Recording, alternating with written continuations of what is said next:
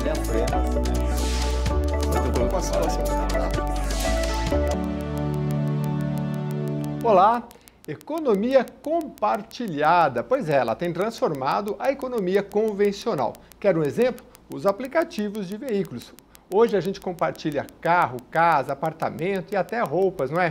Mas e o conhecimento? Plataformas que ligam quem quer ensinar a quem quer aprender são cada vez mais comuns. E sobre este assunto eu entrevisto o André Alves de Souza, ele é cofundador da Shep. Muito obrigado, viu, André, pela sua presença. A gente vai falar um pouquinho da Shep, que na verdade é uma junção de duas palavras, aí você me explicava, né? Muito obrigado pela presença. Shep é uma junção de share app, de app de compartilhamento, né? Compartilhamento de Shep.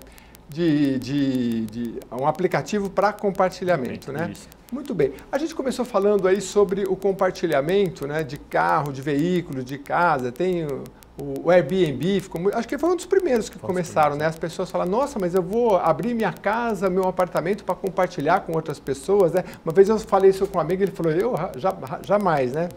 E foi o que o fundador da Airbnb ouviu dos investidores naquela época, né? E hoje está muito disseminado, né?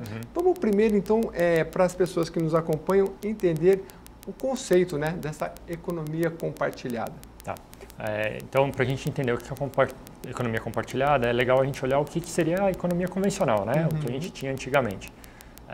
Vamos supor que eu precisasse de um carro, eu trabalho de segunda a sexta, eu vou lá e compro um carro para mim. Minha vizinha usa o carro só de sábado e domingo, ela ia lá e comprava um carro para ela. A gente tem duas pessoas, dois carros num bairro. Sim. O que a tecnologia proporcionou é que nós temos hoje a possibilidade de comprar um carro, eu uso de segunda a sexta, ela usa de sábado e domingo e a gente tem um carro para duas pessoas. No fundo é isso que o Uber faz, né? É muitas formas, né? No fundo acontece é para verdade. casa, acontece para Uber, os patinetes hoje. O patinete é um pouquinho diferente, né? Ele disponibiliza um monte de patinete, a gente usa conforme a gente precisa, a gente quer. Mas é muito difundido para ativos em geral, né? E isso a gente está falando de serviços, né? Por exemplo, o uso de um carro, de produtos também, né? Que você pode... Eu vi, por exemplo, mais um exemplo. O camarada falou, a gente já, quando entrega um prédio, tem sempre ali um local onde a gente compartilha todas as ferramentas que o cara falou, você sabe quantas vezes você usa na vida uma furadeira? Você usa uma vez na vida na morte. Então eles compartilham assim, 300 apartamentos, não precisa cada um ter uma furadeira. Tem lá, e hoje com as informações, você vê se está com alguém, não está, fica tudo mais simples, né? Sim. E assim tudo a gente pode compartilhar. Então a gente teve esse início do compartilhamento de produtos e de serviços, né? Então, eu vi, por exemplo, de roupa, né? Achei muito interessante porque tem aplicativo que você vai lá e você pode compartilhar as roupas. É claro que aí vai ficar um pouquinho... Tem gente que não gosta muito de compartilhar roupa, mas é uma outra possibilidade muito interessante, né?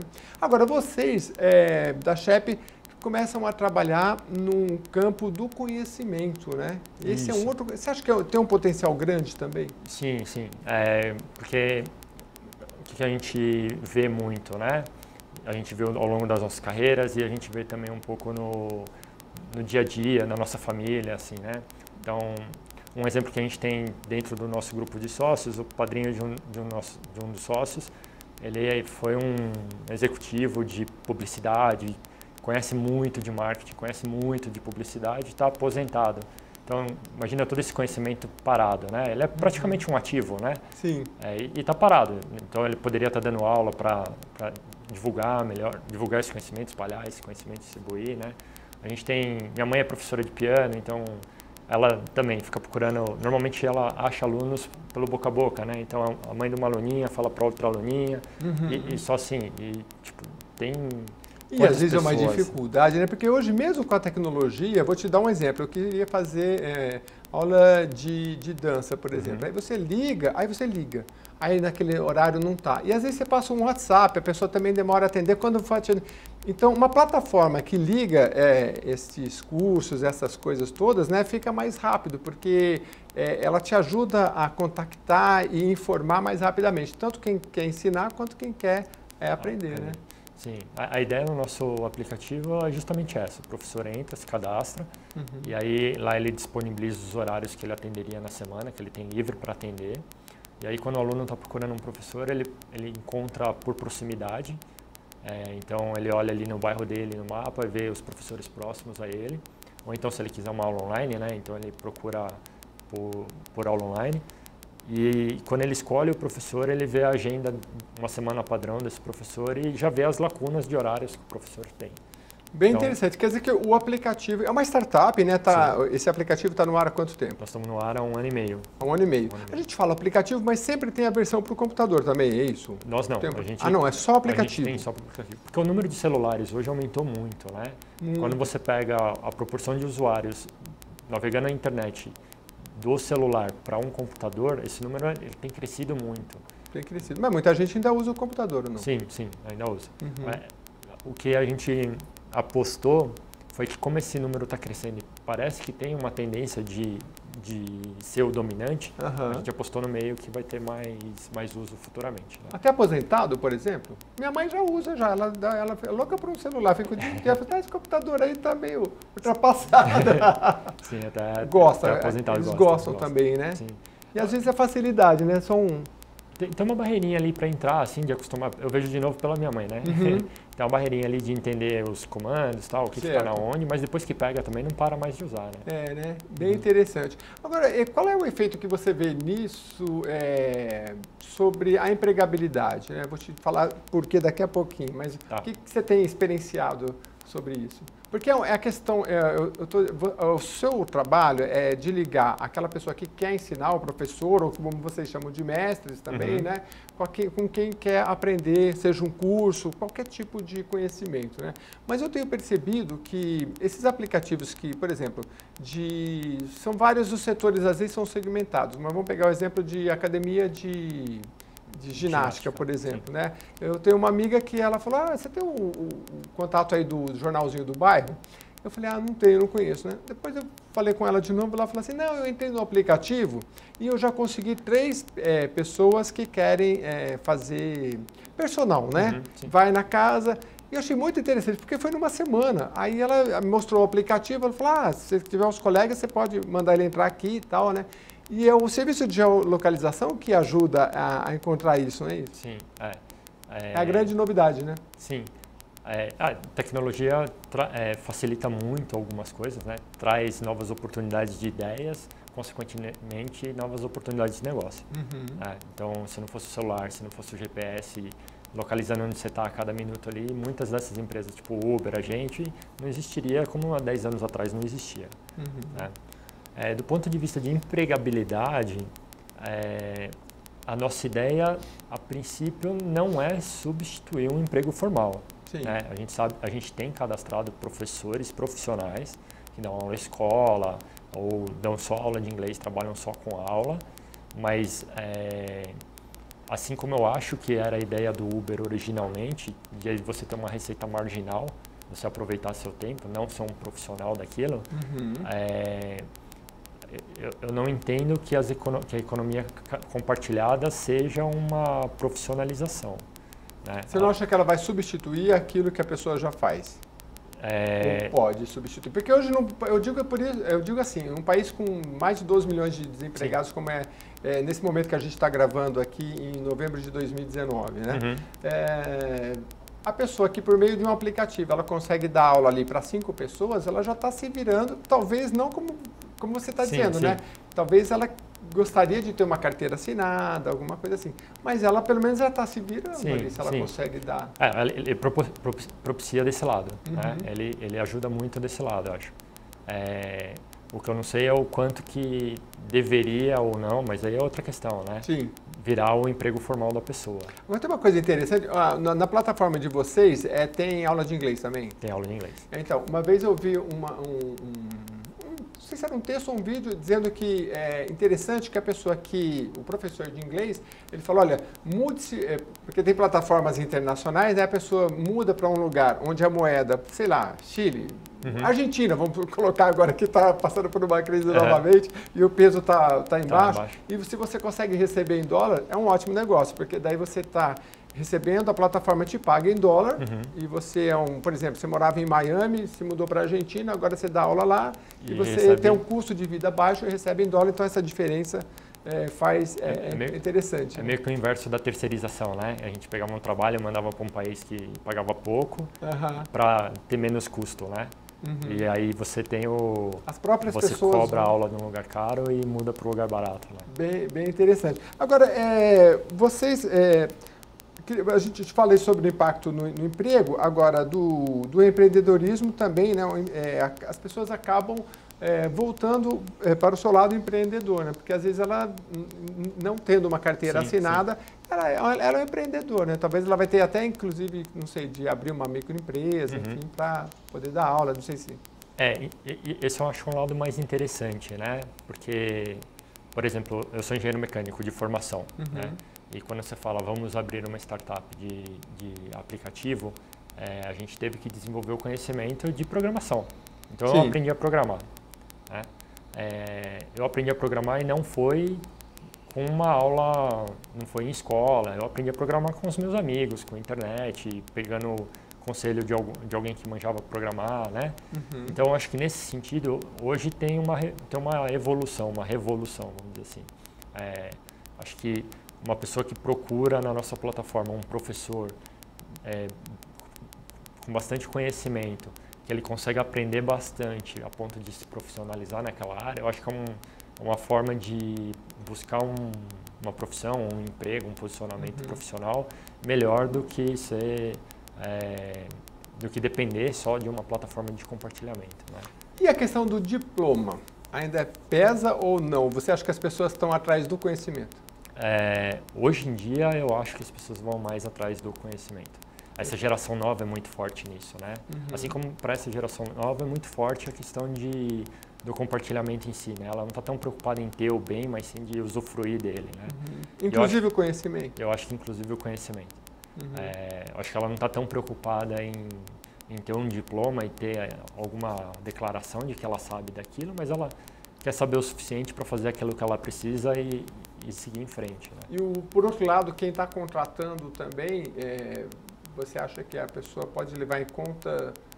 Eu acho que a própria forma da economia se movimentar assim de forma compartilhada vai mudando essas características, né? Por exemplo, mesmo uma empresa grande que fala, você sabe programar? Qual o seu diploma? Não tenho. Eu aprendi lá na sua plataforma. Como é que chama? Chep. Aprendi lá na Chep. Tá, você tem diploma? Não tenho. Mas aí eu vou falar, então programa aí, faz alguma coisa aí. Eu trabalhei em empresas que o teste era o seguinte, você fica 3 dias aí fazendo. Se você conseguir, não tinha teste formal. O que vier, você vai fazer.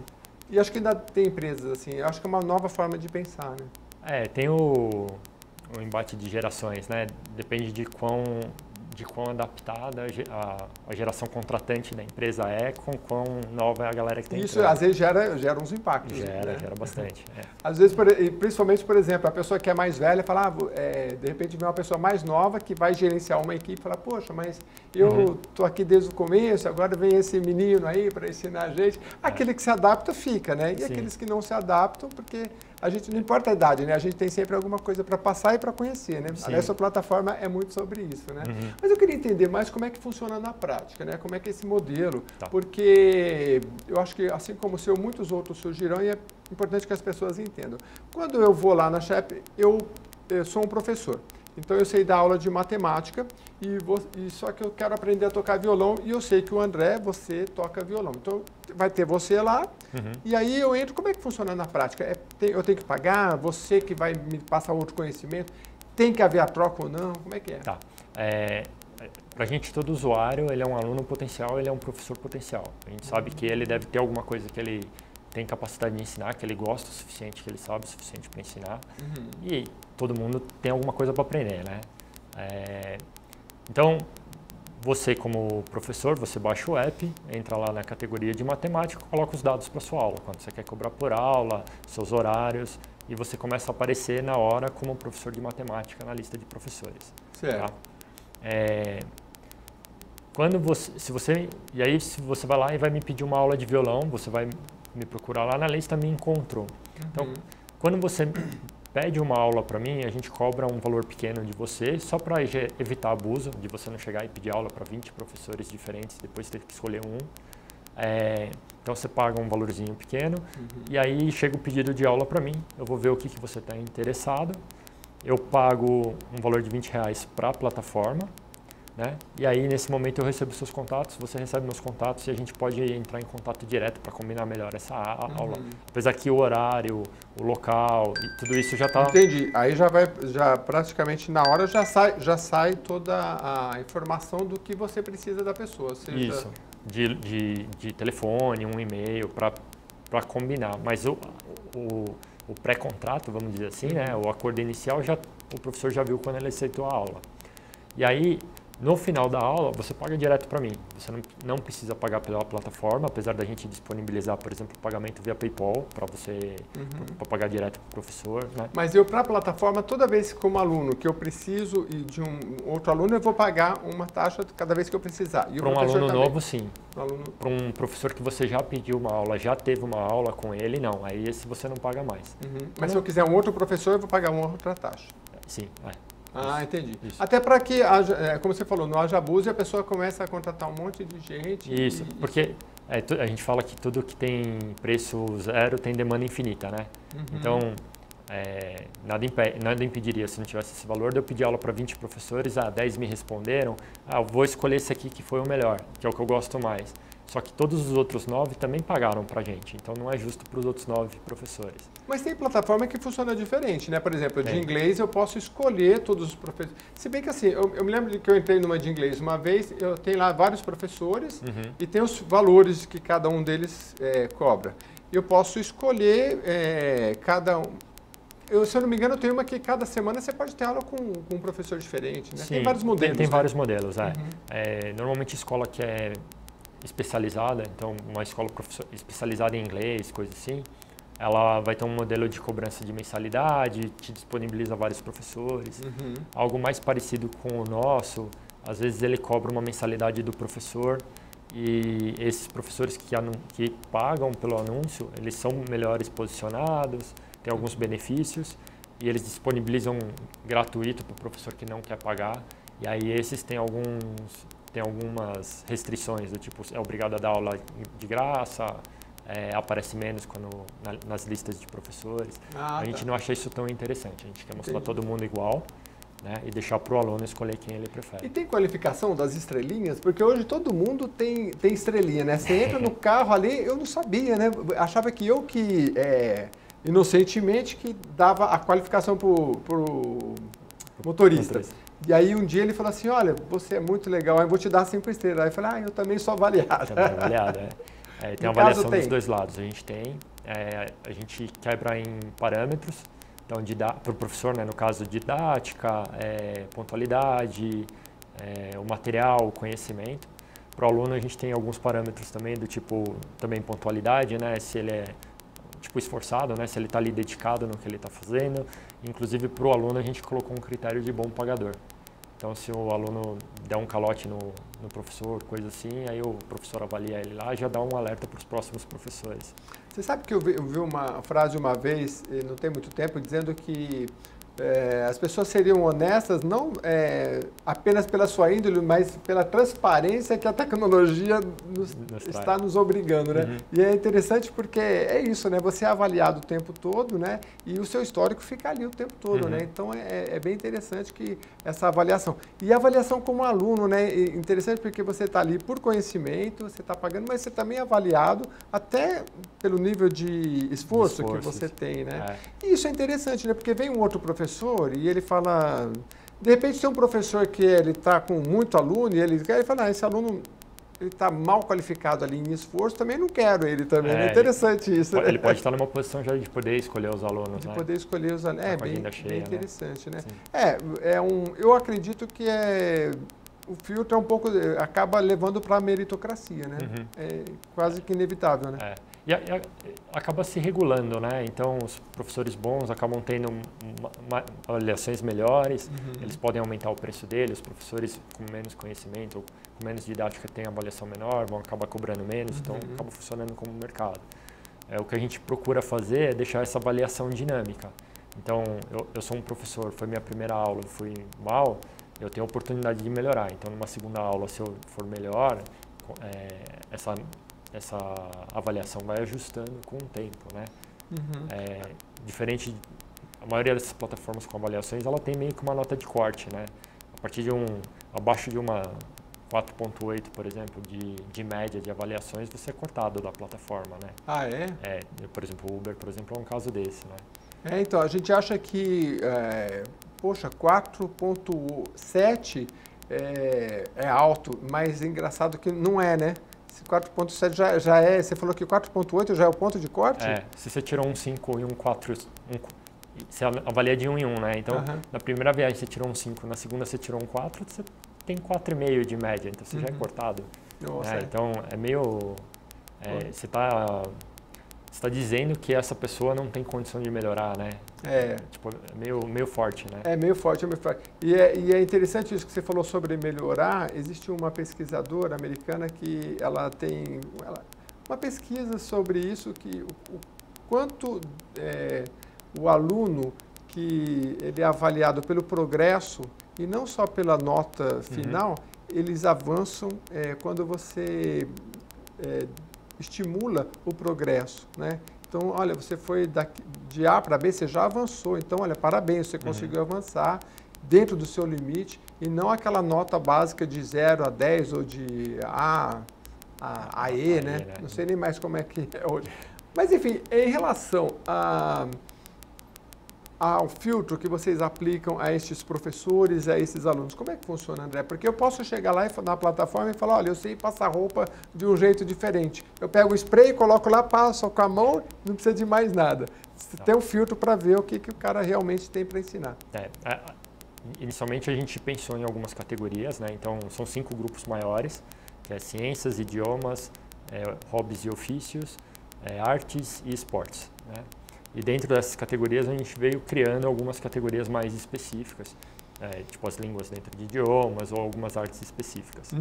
A gente tem um caminho dentro do aplicativo para o usuário, tanto o professor quanto o aluno, para eles pedirem, sugerirem a categoria que ele gostaria. Então, um exemplo da última categoria que a gente recebeu, o pedido para criar, foi aula de acordeon. O professor ele quer ensinar sanfona e acordeon. Então ele manda um e-mail, ele entra lá pelo caminho certo, isso chega como um e-mail para mim, a gente cria o ícone e disponibiliza na plataforma assim que a gente termina o trabalho do nosso lado. E aí você tem uma infinidade ou você trabalha com o que tem mais demanda? Ou você pode ter de tudo? A ideia é ter praticamente tudo, com algumas exceções, né? Algumas exceções assim, com algumas limitações, né? Então, no caso muito específico, que nem forma de passar roupa, a gente não entende que é um conhecimento por si só. Mas às vezes é algo que está dentro de moda, que está dentro de costura, né? Ou tal de utilidades domésticas, alguma coisa ali que você pode encaixar, né? Então, a gente tenta fazer um filtro assim para manter como áreas de conhecimento mesmo e não como algo mais muito específico, muito pontual. Você tem curiosidade? A gente falou SHAP, que é S-H-A-P-P. O APP é de aplicativo e o SH é de share. SH é de share, que é compartilhar, em inglês. E o app, SHAP, que é e aí a plataforma que você junta essas pessoas que querem ensinar e que querem aprender. Eu falei em relação à diversidade de temas, porque eu lembrei da tal da cauda longa. Você já deve ter visto alguma coisa nesse sentido. O que é a cauda longa? É aquele monte de...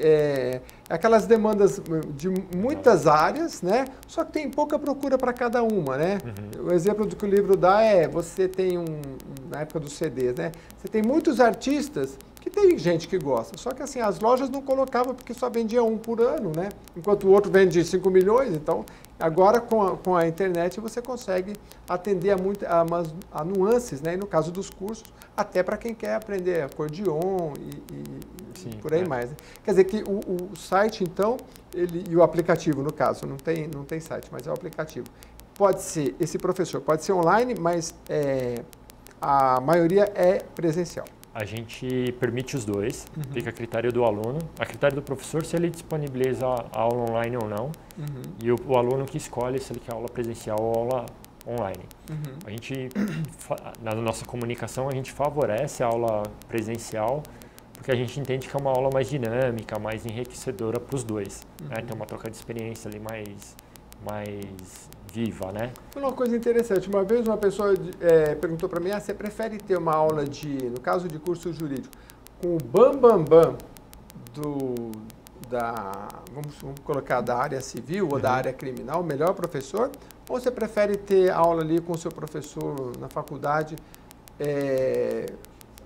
presencial, que você tem que se deslocar, então, mas tem essa questão que você está colocando, que além de poder ser online, mas também pode ser presencial, a presença, não precisa ser o bam, mas aquela troca e ele poder avaliar e acompanhar a sua evolução, porque quando você está online, pode ser o bam, mas ele vai falar uma coisa e ele não vai esperar você assimilar o conhecimento, né? Então você aposta nessa troca. Isso. Do tete a tete ali, como é que vocês falam? Peer-to-peer. É um peer-to-peer, uma plataforma peer-to-peer. A gente gosta de falar human to human. Human to human. Porque a gente tem B2B, né, de business to business, de negócio para negócio. De pessoa para pessoa. A gente gosta de falar de pessoa para pessoa. Bem legal, né? E isso para todas as áreas você acha que funciona legal, de Sim, inglês. sim. Agora, você havia falado para mim que tem uma demanda grande de inglês, matemática, química, isso. né? E vocês querem ampliar esse conhecimento? Sim, essas buscas ainda são o topo da curva, né? Ainda são as categorias mais buscadas, os professores mais buscados. Mas a gente trabalha e comunica todas as categorias que a gente tem, né? Então, que nem eu falei, a aula de acordeon, né? É muito mais comum o pessoal buscar uma aula de violão do que uma aula de acordeon, mas deve ter aquele pessoa que tá interessado. Eu vou me cadastrar lá porque o acordeon me interessa. Mas olha só, a SHAPP, SH, para você que não entendeu, é SHAPP, né? Eles têm 1.200 mestres cadastrados em 320 cidades brasileiras e disponível para ensinar 90 disciplinas diferentes. Então, eu queria que você falasse um pouquinho mais dessas outras disciplinas que eu fiquei curioso. Você falou que são 5 grandes campos, né? Isso, dentro das 5 principais, a gente tem algumas dentro. Então, dentro de idiomas, por exemplo, as mais comuns, né? Italiano, inglês, espanhol, alemão, né? Dentro de ciências, as matérias escolares, de física, matemática, português, todas essas disciplinas estão lá. As que são mais diferentes normalmente estão dentro de artes ou de hobbies e ofícios, né? Então, dentro de artes, a gente tem uma professora pediu para ser professora de amigurumi. Quando ela me pediu, eu não sabia nem o que era. Amigurumi? Tive que procurar o que era na internet, né? Tem uns bonequinhos que você faz de lã, chama amigurumi, esses bonequinhos de lã. Então, a gente tem uma professora de amigurumi, tem corte e costura, tem de maquiagem, professor de maquiagem, professor de costura, professor nos esportes de skate, de natação, basquete, futebol, personal trainer. Em hobbies a gente tem professor de tabuleiro, tem uns professores de xadrez, professor dos jogos mais modernos de tabuleiro, tipo uma evolução do jogo da vida, né, que é mais antigo, quando eu era pequeno. Tem professor de programação, professor de marketing, professor de direito, professor de engenharia. Que legal. E o que é um bom aluno? Aquele que liga o computador na hora e tem... legal porque, aliás, você falou que não tem, a maioria é presencial, né? Mas vocês avaliam principalmente a questão do horário e tá tudo certinho. Mas isso é legal, né? Porque uma vez que você estabeleceu um professor, estabeleceu um horário, você avança, né? Porque ficar em casa, todo dia às 9 da manhã eu vou fazer, um dia faz, outro dia não faz, né? Você tem a presença do outro, você tem um comprometimento com o outro, né? A videoaula no sentido de um EAD ou uma aula no YouTube que você faz quando quer, você precisa estar bem motivado para fazer, né? É que nem é um equivalente da academia, né? Eu tinha um amigo que ele pagava 6 meses de academia e... Ia 2, né? Um mês, né?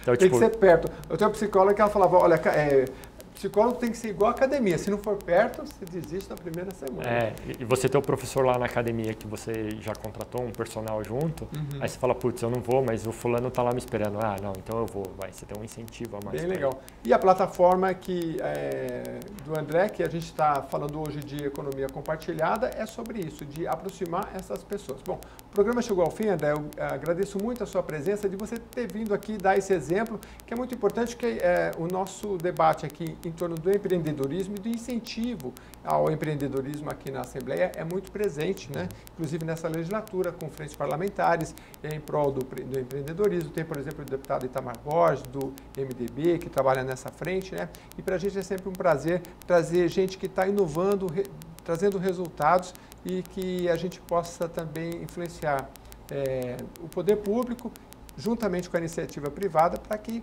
o Brasil avance. Muito obrigado mais uma vez pela sua presença, viu? E a você que nos acompanhou aqui pela Rede Alesp, obrigado também pela sua audiência. Mande sempre os temas que você gosta aqui para a TV Alesp, comenta aí no YouTube, em todas as redes sociais e a gente vai trazendo os temas conforme vocês vão pedindo para a gente, tá ok?